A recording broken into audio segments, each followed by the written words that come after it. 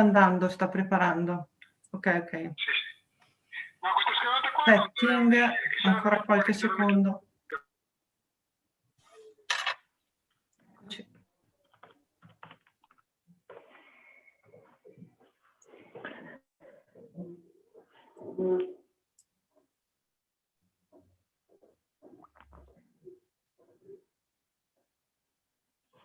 Right, so good afternoon, everyone, and welcome to the second event in the DISI Seminars Series.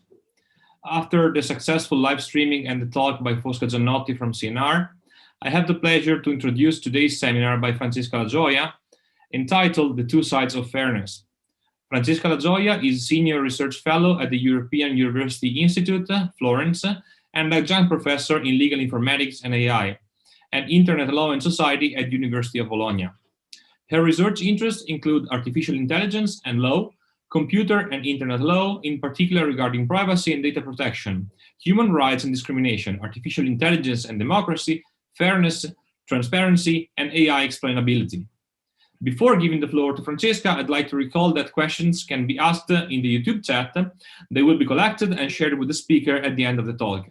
Francesca, the floor is yours. Okay, so hello everyone. So first of all, let me share my screen before starting the presentation. I would like to first of all to thank Nicola for inviting me today for this presentation, in which I'm going to focus on the principle of fairness from two main perspectives, as suggested by the title of this presentation. I have to say that there is a lot of echo. I don't know why, but I can hear my voice. So maybe someone should mute something.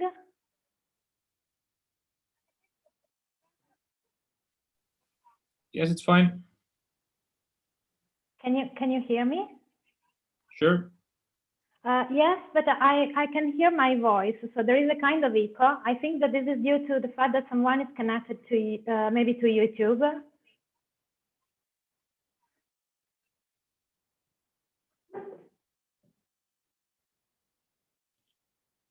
It might be that you have YouTube open at the same time.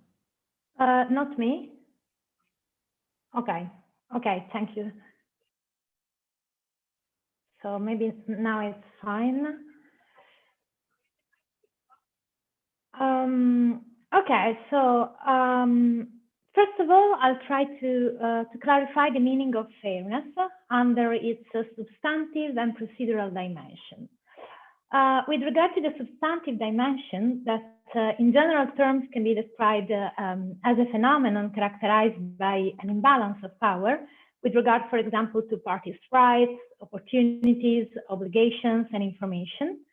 I'll address the algorithmic unfairness in decision-making. In particular, I'll focus on a very well-known legal case related to the compass system, which is used by American courts for predicting the risk of recidivism in the criminal domain. And to this end, I'll use a simplified case to test the criteria developed by relevant literature to assess the fairness of predictive systems. On the other side, with regard to procedural fairness, that entails the ability to contest and seek effective redress against power abuses and unfair practices, I'll adopt a different perspective, namely the possibility of using AI to detect unfair practices. So for this purpose, I'll focus on the CLAUDETTE system that I have developed with some colleagues of mine to detect unfairness in the consumer law and data protection law domain. So on the one hand, I'll try to analyze whether, to what extent, and how AI may cause unfairness and discrimination, and on the other hand, how AI can help us to detect unfairness. Before starting, I just would like to highlight that the two dimensions of fairness are closely intertwined and thus both involved either in the compass case or in the development of CLAUDETTE. So let us start with the substantive dimension of fairness. It implies a commitment to ensuring equal and just distribution of both benefits and costs, and ensuring that individuals and groups are free from unfair biases, discrimination, and stigmatization. Depending on the specific domain of application, the concept of fairness can have a slightly different meaning and acquire, let's say, different nuances. In the AI decision-making domain, the substantive dimension concerns, is also specified by the General Data Protection Regulation, the so-called informational unfairness, that is strictly connected to the idea of transparency. It requires individuals to be informed on the existence of, for example, an automated decision, on the purposes of such decision, the existence of profiling, and also the possible consequences. In the AI decision-making domain, such dimension also concerns the fairness of the content of an automated inference or an automated decision that should avoid discrimination, such as those based, for example, on ethnicity, gender, and so on. In order to ensure that we do not have that our system is able to avoid discrimination, we should take into account a combination of criteria with regard to the use of appropriate mathematical or statistical procedures for the profiling, the implementation of technical and organizational measures to ensure, in particular, the correctness of data, and to secure personal data by taking into account also all the potential risks and prevent such risk, including discriminatory effects. So, as you can see from this perspective, the principle of fairness is strictly connected with the principle of transparency and explainability. So, the possibility of algorithmic unfairness raised recently a huge debate, in particular with regard to the use of predictive systems in the justice domain. A very well-known system in this area is COMPAS, which is a risk assessment tool used by judges in the United States to determine the risk of recidivism, namely the probability that an offender will reoffend in the near future. And thus it is also used to consequently assess, for example, the most adequate correction of treatment and sanctions. COMPAS is based on the use of statistical algorithms to establish risk profiles associated with various groups of individuals that share certain similar features, certain similar predictors. Such risk is quantified in a probability score. Offenders are then classified into 3 categories based on such score: high, medium, and low risk of recidivism. The score is based on a multiple choice test that most of defendants are required to do after being arrested, as well as of both static and dynamic variables. Static variables include, for instance, a previous criminal history and the education level, while dynamic variables may include, for instance, drug abuses and employment status. So, possible discrimination issues related to COMPAS emerged for the first time in the context of the Loomis case. So the story is that in 2013, Eric Loomis was charged with driving a stolen vehicle and fleeing from police. Before deciding the case, the District Court of the state of Wisconsin ordered a kind of pre-sentencing investigation based, among other things, on the COMPAS assessment. And as a result, Loomis was classified as at high risk for recidivism and sentenced to 6 years in prison, which is a particularly severe sentence. The decision was appealed by Loomis, arguing that COMPAS is a proprietary software whose functioning is publicly unknown and whose validity cannot be verified. And this would constitute a violation of the rights of defense, since the calculation method used to assess the risk of recidivism is unknown, and may also may also be, for example, changed by the manufacturer. Loomis also argued that the system discriminates on the basis of gender and race, and its use violates the right to an individualized decision, since it is based on statistical predictions. In 2016, 3 years later, the Supreme Court of Wisconsin then decided the case and rejected all the defendants' arguments. In particular, according to the Supreme Court, it is true that CAMPAS statistical-based algorithms operate on the basis of generalization. So such algorithms provide a prediction based on the comparison between the defendant features with the features of a group of similar individuals. Risk scores are intended to predict the general likelihood that those with a similar history of offending are either less likely or more likely to commit another crime following release from custody. The CAMPAS does not predict the specific likelihood that an individual offender will reoffend.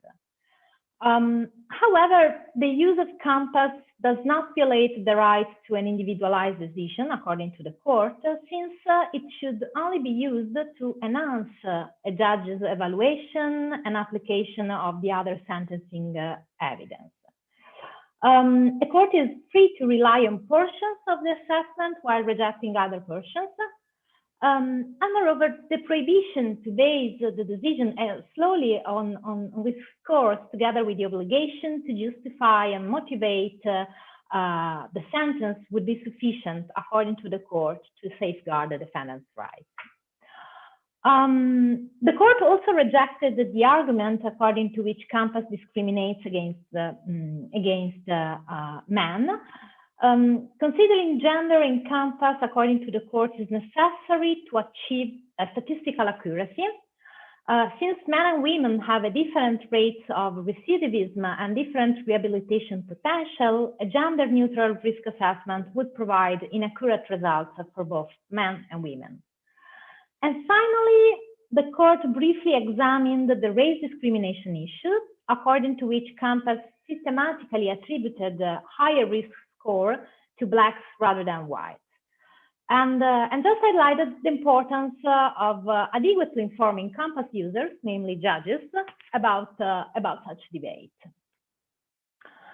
So, since the Loomis case, the use of CAMPAS, as I said, has been widely debated, raising a number of criticisms both within and outside the scientific community with regard to its accuracy and fairness.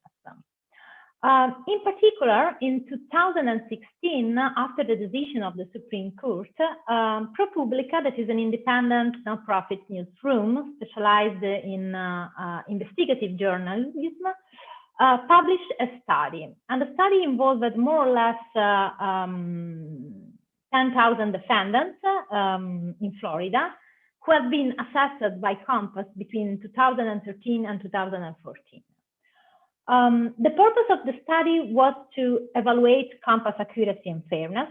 So the question was to what extent CAMPAS predictions have become true, and with regard to which groups. And to this end, ProPublica compares the predicted recidivism rates with the rate that actually occurred over a 2 years period.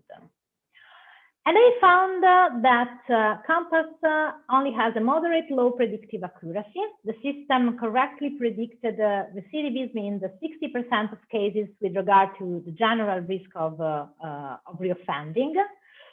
Black defendants were often predicted to be at a higher risk of recidivism than they actually were. They found that Black defendants who did not recidivated over a 2-year period were nearly twice as likely to be misclassified as higher risk compared to their white counterparts. And white defendants were often predicted to be less risky than they were. The analysis found that white defendants who reoffended within the next 2 years were mistakenly classified as at a low risk almost twice as often as Black reoffenders. Other scholars, and in particular some scientists from the North Point, that is the manufacturer, the producer of the compass system, replied to such criticism by highlighting that ProPublica made several statistical and technical errors, such as misspecified regression models, wrongly defined classification terms and measures of discrimination. And in particular, they found that so compass is accurate, and its accuracy should be evaluated in comparison with the accuracy of human judgments. In this regard, they found that compass accuracy is higher than the accuracy of human decisions. Secondly, according to North Point, compass is compliant with the fairness principle, and does not implement any kind of discrimination based on race. The higher recidivism predictions for Black compared to whites is due to the different base rates of recidivism within the two groups, Black and white. So, in particular, the prediction that a particular individual would or would not reoffend is equally correlated for both Black and whites to the probability that such individual would have actually recidivated.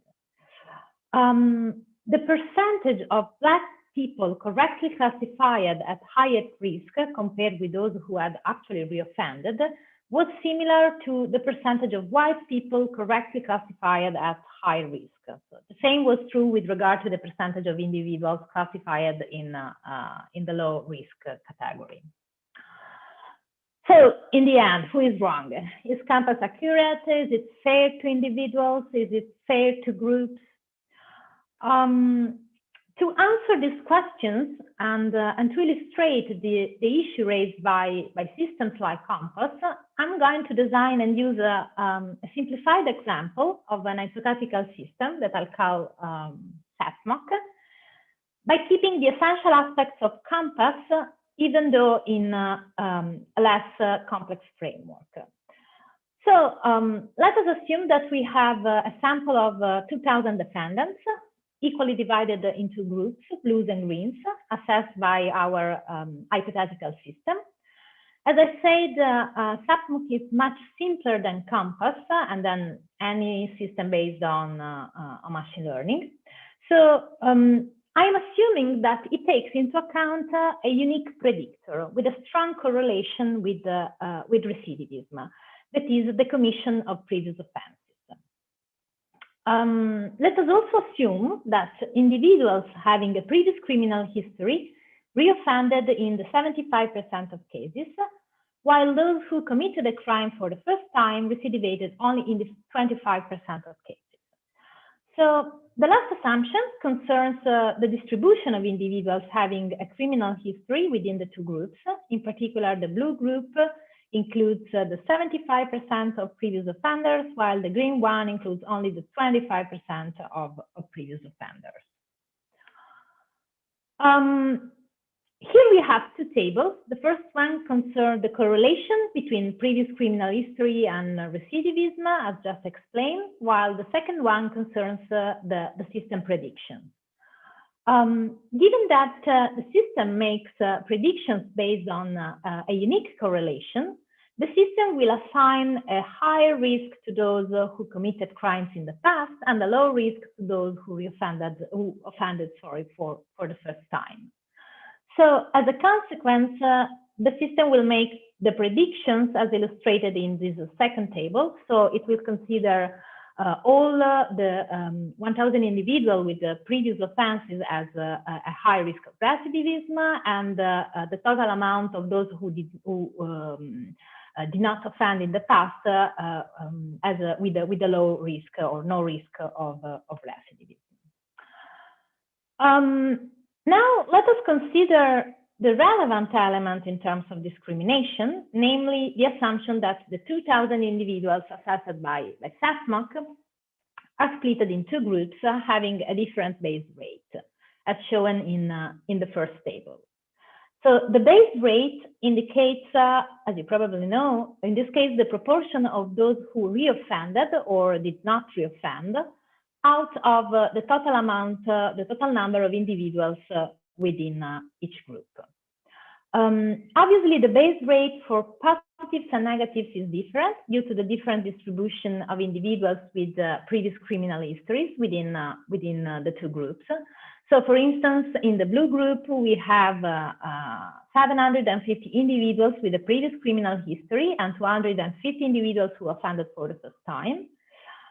We also know that the former reoffended in the 75% of cases, while the latter only in the 25% of cases. And thus we have a base rate that is equal to 62.5 for the positive class, indicating individuals that actually reoffended. Similar considerations apply to the green group, where we have a base rate that is equal to 37.5% for the positive class. So now let us assume that as in the ProPublica analysis, we know both the real outcomes and the fact mock predictions. The relationship between such data is showed in the second table, the confusion matrix 1. The classification task is a binary task where the answer is positive if the individual reoffended and negative otherwise. So as we already know, according to our system, all those who offended in the past will recidivate in the future. As a result, all the blues with a previous criminal history, namely the 750 individuals, we get a recidivism prediction. However, since only the 75% of such individuals actually recidivated, for the blue group, the number of correct prediction, namely the number of true positive, is equal to 562.5, while the number of false positive is equal to 187.5. Similar considerations apply to the true and false negatives of the blue group. That are respectively equal to 187.5 and 62.5 individuals. And this is due to the fact that according to our system, those who offended for the first time will not recidivate in the future. And the same consideration also applies to the green group. So now let us move to the analysis of the set of results with regard to accuracy and fairness. So in this table, I have reported the system accuracy, namely the proportion of true positive and true negatives in all the evaluated classes. Given the confusion matrix values that we have just seen, the system accuracy is equal to the 75% within both the two groups, the blue one and the green group. And now the most, I would say, interesting part. So moving now to the evaluation of the system fairness, we have 5 main criteria developed by the relevant literature that should be used to assess the fairness of a predictive system, namely the statistical parity, the equality of opportunity, calibration within protected groups, conditional use error, and treatment equality. So let us start with the first one. According to the statistical parity criterion, that is also known as demographical parity, each group should have an equal proportion of positives and negatives predictions. Under this criterion, the probability to be classified as positive, namely at a higher risk or negatives, should be the same for individuals belonging to both the green and the blue groups. This criterion is clearly not satisfied in our model, since the 75% of blue individuals have been classified as positives, while this is true only for the 25% of those who belong to the green group, as shown in this table. Such difference is strictly connected to the different base rate within the two groups. So to comply with this criterion, with the statistical parity criterion, basically we would need to equalize the number of positive and negatives within the two groups, meaning that we should consider as negatives some blue individuals with previous criminal history, or as positive some green individuals that offended in the past. However, as you can imagine, this will lead to a lower accuracy. The accuracy will decrease, And we will also introduce a disparate treatment between individuals having the same features that cannot be justified on the basis of their characteristics. According to the second criterion, the equality of opportunity, that is also known as a conditional procedure accuracy equality, individuals having the same features should be classified in the same way. Thus, the members of each group who exhibited the same behavior should be treated equally in equal proportion. As you can see from the results reported in this table, this criterion is clearly not satisfied. If we look at the blue group, individuals with previous criminal history have a higher probability to be correctly classified as positives if compared to the positive green individuals, namely those who actually recidivated. And the opposite is true with regard to the negative predictions, where green individuals have a higher probability to be correctly classified if compared to the blue individuals. So, at the first glance, the violation of this criterion is particularly relevant with regard to the blue individuals, strongly considered as the positives, since they are subject to a higher number of errors and thus also to an adverse treatment. Such difference in the equality of opportunity is due once again to the different base rate within the two groups, given that we have a higher number of individuals with a criminal history, with a previous criminal history in the blue group if compared to the white group. The third criterion is the calibration within protected groups. According to this criterion, the proportion of correct prediction should be equal within each group and with regard to each class, positives and negatives. In our case, this means that the proportion between the true positives and the total positive prediction should be the same for the two groups. And this is also true with regard to the negative class.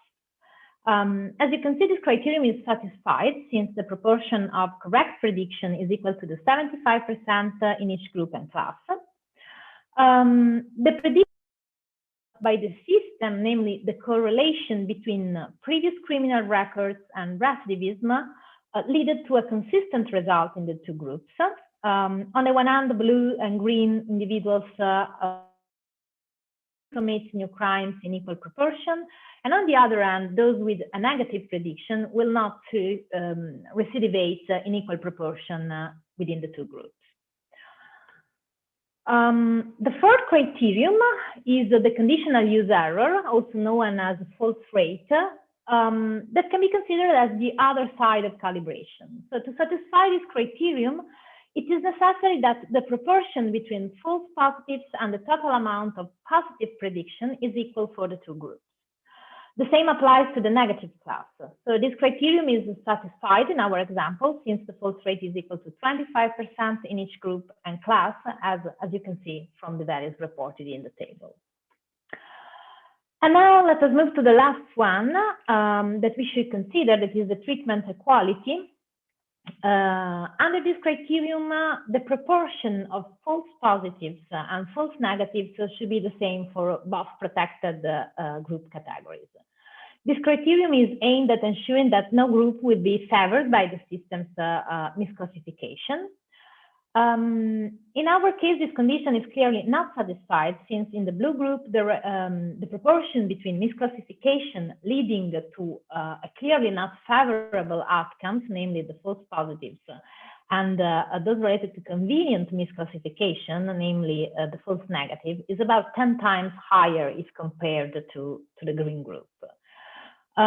This difference in the two groups is connected once again to the different base rate, and this is one of the aspects on which most of the criticism on the compass function focused on. So we can now make some preliminary considerations. We analyze the system through the main criteria used for assessing the fairness of predictive system, also considering possible conflicts between them. In particular, we have seen that our system is equally accurate within the groups, like Compass, and that, as happened in the Compass case, the different base rate explains the violation of the statistical parity criterion, as well as the violation of the equality of opportunity and treatment principles. However, the violation of some fairness criteria does not necessarily involve real unfairness, or in any case, I would say that such conclusion is at least questionable. If the base rate between two groups is different, imposing the statistical parity, namely the same proportion between positives and negatives prediction, will lead to a lower accuracy. This would increase the false rate, leading basically to different predictions, different outcomes for individuals having the same features, namely for those having equal values with regard to the considered predictors, but who belong to different groups.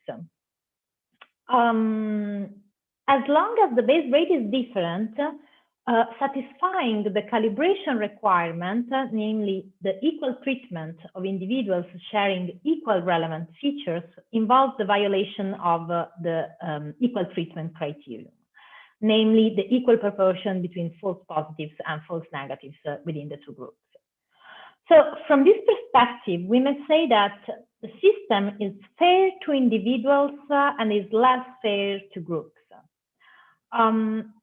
It is important to note that a different base rate usually is endemic to protected groups, especially when such difference is due to, for example, pre-existing inequality or discriminatory social conditions. So I do not think we should impose rules that would change the predictions in cases similar to those we have analyzed, because this may cause further issues as we have seen. So the question is, what should we do?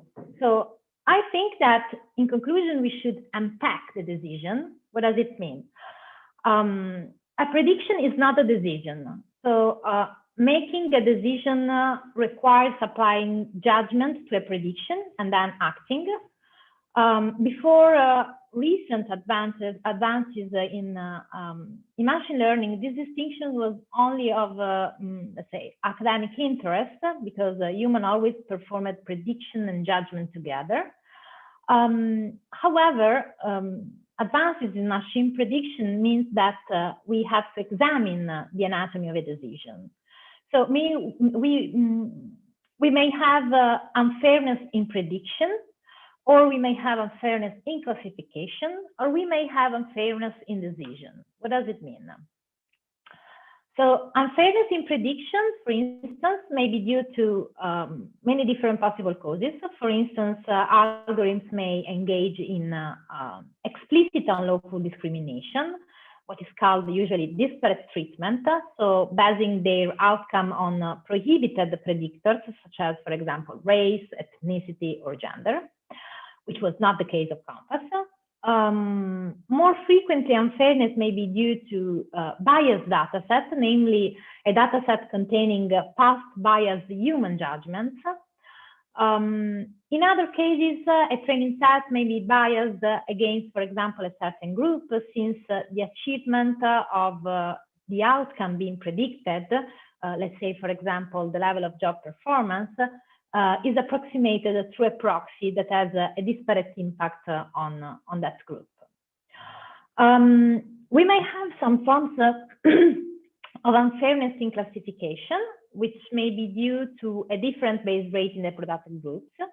To remedy such issues, it may be possible, for example, to adopt what is usually known as affirmative actions, namely to adopt a set of policies and practices seeking to increase the representation of some particular groups based on their gender, race, sexuality, and so on, in areas usually in which they are underrepresented, such as, for example, education or employment.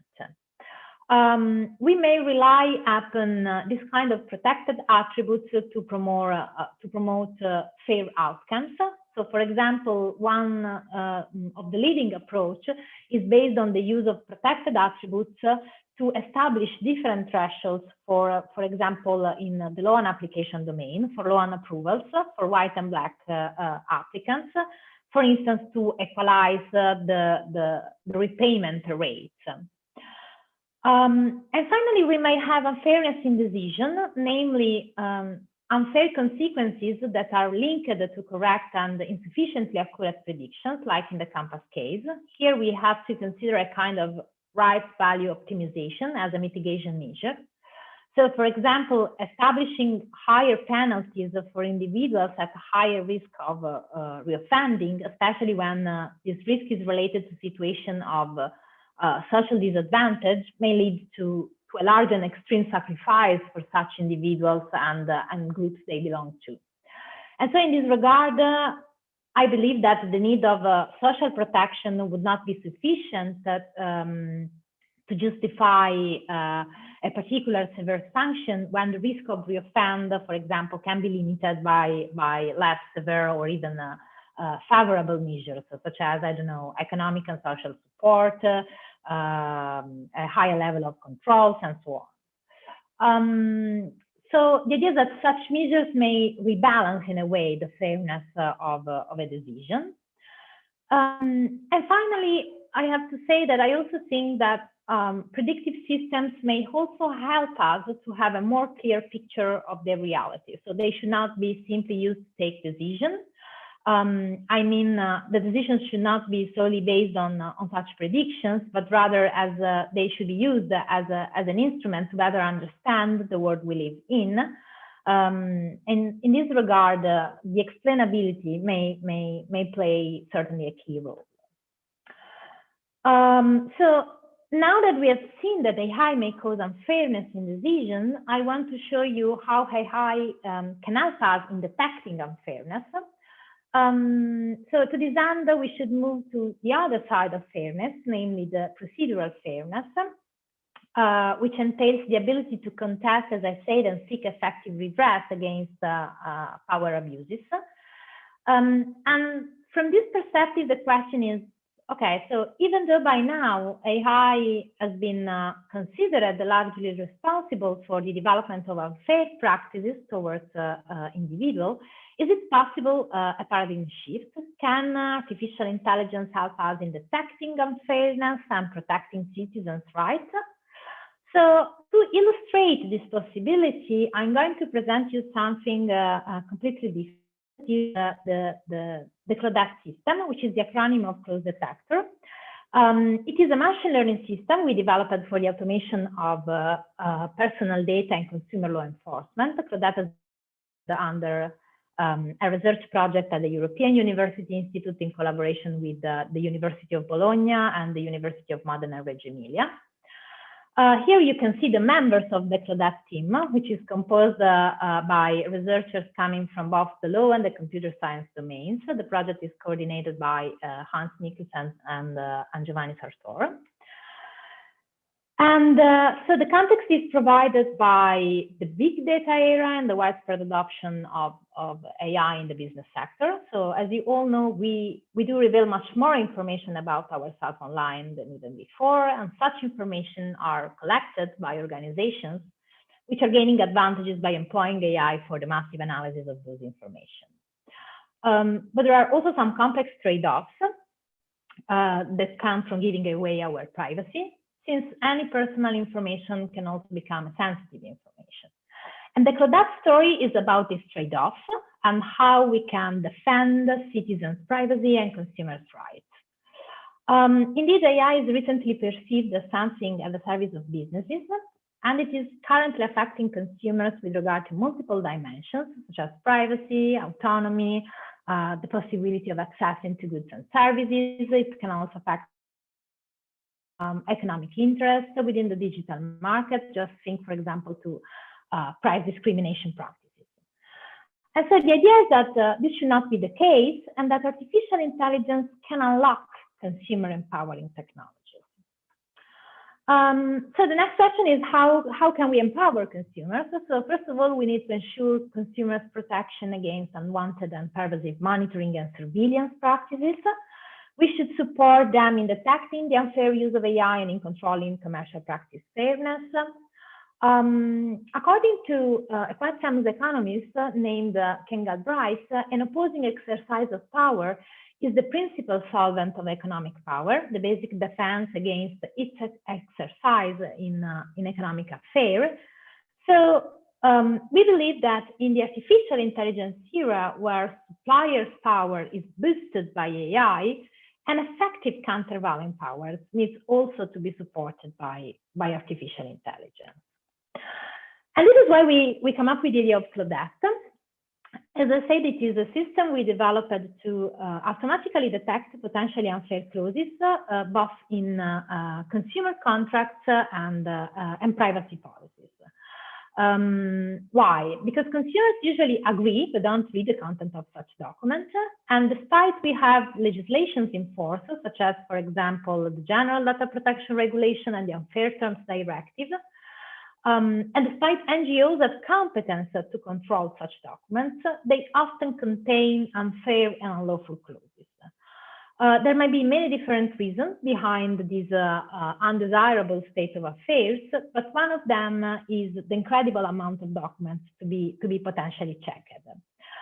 And this is where artificial intelligence, and in particular CLAUDETTE, can assist the civil society in monitoring compliance and in enforcing the law, increasing the efficiency of consumer protection organizations' work, empowering consumers.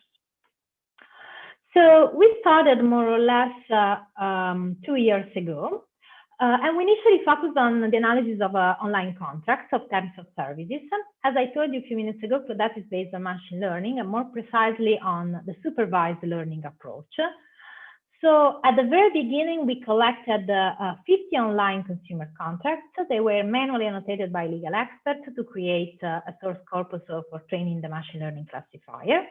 Here you can see the number of sentences containing in the initial data set an unfair. These contracts were selected among those offered by some of the major players in terms of number of users, global relevance, and time of establishment of the service. So here you can see some examples, including, for instance, Dropbox, Airbnb, WhatsApp, and so on.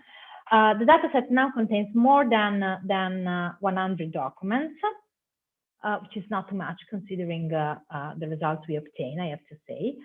The documents were analyzed under the unfairness concept as defined by the Unfair Terms Directive. So as you can see here, we have a slightly different meaning of fairness.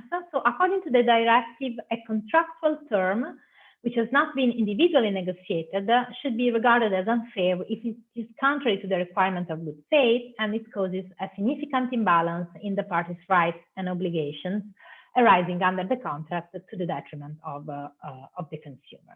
So the general idea is that there are some type of clauses that traders are prohibited from using in contracts.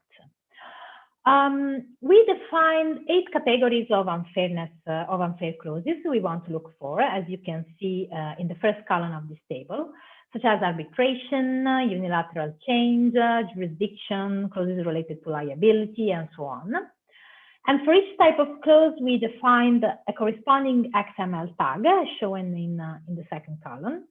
We assume that each type of clause could be classified as clearly fair, potentially unfair, or clearly unfair, and we manually marked the entire corpus.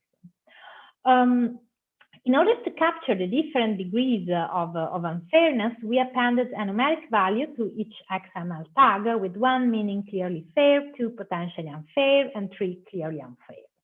So for instance, the J3 label indicates that the clause concerns jurisdiction and it is then considered as clearly unfair. For each category, we defined the criteria used for assessing the quality of a clause.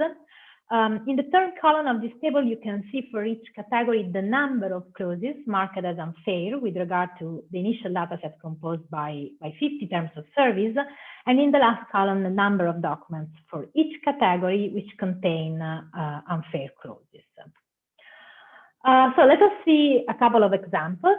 So concerning the contract by using clauses, we should know that they usually stipulate that simply by using the service or visiting the website, consumer is bound by the terms of contract without even being required to mark that he or she has read and accepted them.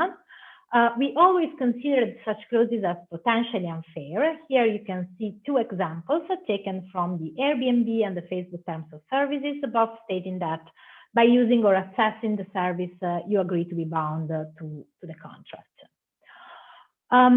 Here we have another example concerning the jurisdiction clause. Here the question is where a dispute in case of issues will be adjudicated. Clauses giving consumers the right to bring disputes in their place of residence were marked as clearly fair, whereas clauses stating that any judicial proceeding takes a residence away, namely in a different city or in a different country, were marked as clearly unfair. Here you can see an example of an unfair jurisdiction clause that is taken from the Dropbox contract, stating that any judicial proceeding will be brought in San Francisco County, California, and thus it has been marked as a J3. Namely as an unfair clause under the jurisdiction category. It would be, I would say, costly to go there in case of issues. So from the machine learning point of view, we model the problem as both a detection task and a sentence classification task. So with regard to the first one, the question is, does a sentence contain a potentially unfair clause? If P is unfair and negative otherwise. And with regard to the second task, the question is, what is the category the unfair clause belongs to? We experimented many different approaches. You can see here some examples of those that we tested. For example, we used the bag of words to leverage the lexical information in sentences, the tree kernel to capture the structure of sentences by describing the grammatical relations between them, the convolutional neural network, the support vector machine, and so on. We ran the experiment adopting the so-called leave one out procedure, which means that each document in turn is used as a test set, leaving the remaining documents for training set and validation set for model selection.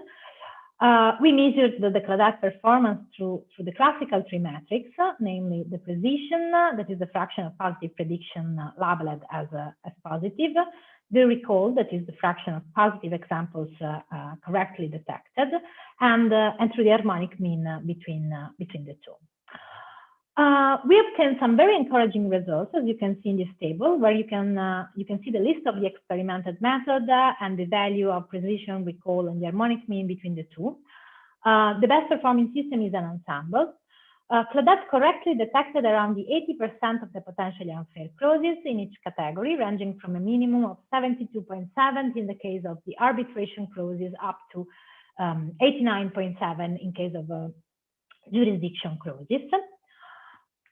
We developed an online tool that you can test by visiting our website. The function of scanning contracts is available for free, so you can simply pass any terms of service in the red box, and after a couple of minutes, you can see the number of potentially unfair clauses detected by CLAUDETTE, their content as displayed in bold, and the category they belong to. So, for instance, in this case, the analyzed clause contains 3 potentially unfair clauses regarding arbitration, unilateral change, and contract by using. More recently, we have developed a further functionality that goes in the direction of AI explainability. So, as you can see here, by clicking on Show Rationales, CLAUDETTE provides users with explanations, and in particular with real rationales, namely reasons why a clause is considered unfair, and also the associated confidence score. To implement this new functionality, we rely on the memory augmented neural network. I have no time for going in details, but if you're interested in this aspect, maybe I can say something more during the questions times. I have to say that the use of the memory augmented neural network not only increase the level of transparency of our system, but also increase the performance of the system. So what we're doing now, we are extending the focus of our analysis on privacy policies, and we are also testing some new machine learning methods. So their analysis is indeed a challenging task if compared to the analysis of terms of services. This is also due to the fact that the structure of such documents is much more complex than the structure of contracts. And also to the fact that here we have a slightly different task because we want not only to detect unfairness, but we would like also to detect whether certain information that should be present are missing. We are also working on multilingualism, and in particular, we are developing a German, Italian, and a Polish version of CLAUDETTE in collaboration with some consumers associations. And we are experimenting some transfer learning methods. So ideally, it would be great if CLAUDETTE can work in all the European member states' languages. And finally, we are working on the consumer's empowerment to transparency, both from the linguistic and the explainability perspective. So looking to the future in conclusion, so the idea is that AI is too often perceived as a source of threats, and law is too often seen as a difficult and sometimes also even inaccessible for citizens. So I think that the combination of artificial intelligence and law could be the key to protect citizens and also to make the law accessible to the wider public. So thanks for the attention. And if you have questions, I'm happy to answer. I'll be happy to answer. All right. So thank you, Francesca. Thanks a lot for your talk. We have collected a couple of questions from the audience. Then I have a couple myself. So one is regarding, let me say, the evaluation that systems like Compass can provide. And with this, I mean, so it appears that while surveillance and AI are used to objectively evaluate a scene, let's say like you have a camera probably that looks into a scene, it appears that systems like Compass and StatMock are more like a super user that can provide also a sort of subjective evaluation, right? So this introducing, I guess, a bias compared to, let's say, a vision analysis system that gives you some pieces of information and then you are free to interpret yourself. While in this case, you're saying, look, this guy is like to be dangerous again. Yes, I have to say that I think that, so as I said, when I talked about the possibility of unpacking the decision, so whenever we have this kind of a predictive system that are based on generalization, so we have a probability. This does not mean that necessarily these probabilities will become true. I mean, what I mean is that on the one hand, we can look at these systems as something that will reveal us some aspects of the reality that is not so clear to us. For example, whenever there is a social condition where discrimination, and the system may reflect such situation. And on the other hand, there is the role of judge, or in any case, the role of human beings. So we usually talk about decision support system, but we always think that we should not use such system as a support for deciding something, but that we should rely completely on such instruments. So I think that the role of judges, but in general, I mean, the role of human beings in this regard should be considered more important than it has been done so far. So I don't think that the system is not, let's say, objective. So it is accurate. The problem is, as I said, in this case, in the base rate. So in a difference that is present in our reality. This is true also if you look, for example, to statistics related to, for example, women employment, the level of income or things like this, like that. And there, so when you use, for example, a system to evaluate the job performance and to decide whether or not, for example, to grant an application, so you should consider that some predictors may be related to gender and may, let's say, create an imbalance and some forms of discrimination because of previous situations. Sure, sure. Thanks. And another question. Well, before jumping to this one, I have one which is more related to one of the last items that you have discussed. What are the challenges in multilingualism in your view? Languages might be tricky in the sense that there are some of them which are more direct, more straightforward, more immediate also to understand, and some others, like if we think about the Italian way of writing laws and regulations, it's very complicated and tricky. So how do you think that transfer learning can work, let's say, by going from one language, like say analyzing English and mapping that to Italian? Okay, so yes, it's true. I have to say that, so it's true what you said, but I have to say that on the one hand, we are lucky because in contracts, so the legal language is helping us because it's quite standardized, even though we have different languages. On the other hand, there we are experimenting different methods. Now we are focusing basically on the possibility of submitting a query to the system in the original language. Then we are using an automated translator to translate the sentence from, let's say, Italian to English. Then we are giving the sentence in English to CLAUDETTE, which assess the clause. And then basically we are transferring the tag because the translation is sentence by sentence, is made by sentence to, let's say, the Italian contract. And in this way, we may, let's say, create an Italian data set without going through all the labeling task that is highly costly, as you can imagine, in terms both of times and personnel.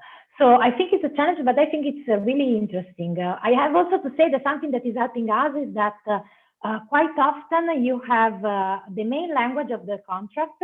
It depends on the geographical location of the service. So, for example, for Facebook, you have English. Sometimes for services like, for instance, Deliveroo, you have French. And then all the other versions have been translated from the original one. So I think that this is helping us quite a lot, I have to say. So there is one appreciation saying, thank you for creating the tool, which is cool. And then another question about how to give the correct weight. The accuracy, explainable AI seems very relevant in order to understand why a classification has happened. So I guess the content of the question is more like the XAI can be used to understand what has happened, but how can I give a weight to that decision? Okay, so I think that it really depends on the context we are operating on. What I mean is that, for example, we are looking at the justice domain. Usually, the judges should have different kind of evidences, including, for example, usually the defendant's attitude during the process. So the judgment cannot rely only and exclusively on, it's just one element among all the other possible elements that should be evaluated. I also have to say that, especially when human beings have to deal with, let's say, statistical data, we have a lot of bias. So systems usually are more accurate if we need to evaluate, let's say, a probability that something will happen. But then this, as I said, it depends on the specific domain of application, because if we look, for example, once again, at the justice domain, but rather than predicting the behavior of a party, we want to predict, for example, I don't know, the outcome of a civil cause to see, to decide whether or not we want to start a claim.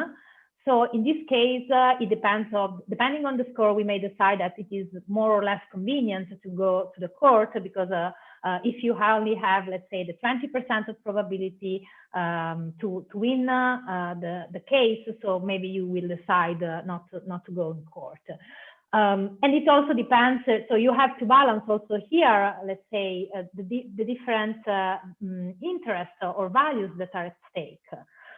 This is different if we if we look at a completely different domain, like, as I say, the employment domain or the education domain, where systems, for example, are used to evaluate your future performance, for example, in education or employment. So in that case, if the system is accurate, so we can rely on the prediction, but then the question is, from a social perspective, should we, let's say, for example, help Black people, giving them more opportunities so as to change this situation that is, for example, boosted by, I don't know, social conditions, economic conditions, and so on. So I think that this is the idea. Okay. So in some way, you mean that it can be used also as a sort of pre-processing information, or yeah, okay. Yeah. Okay, cool. All right, so I guess that we are actually running out of time. That was due, unfortunately, also to some technical glitches that we experienced at the beginning, as probably some of you have noticed, and I apologize for that. So I would like to thank Francesca again for joining us in this event, and looking forward to see you all in the next events organized by the department.